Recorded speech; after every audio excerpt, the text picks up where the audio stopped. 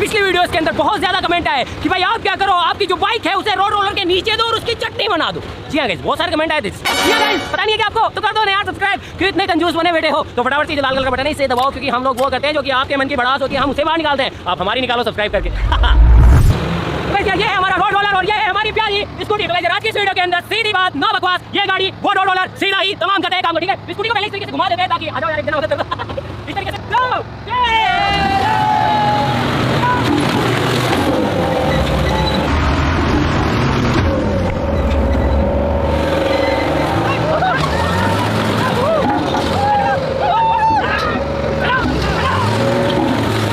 कुछ नहीं हो सकता अभी मोटे। अबे देख तूने क्या किया है गाड़ी का। गाइस भाई साहब गाड़ी की चटनी बन गई है। अबे तो यार टायर अलग हो गया। एक काम करते रुको रुको, इसका एक टायर अभी भी है। नहीं बाकी गाइस गाड़ी की चटनी बन गई है यार। पता ही नहीं पड़ा कि एक्टिवा पहले कैसी थी और अब कैसी है। ओके ख्वाहिश पूरी, अब सब्सक्राइब कर दो।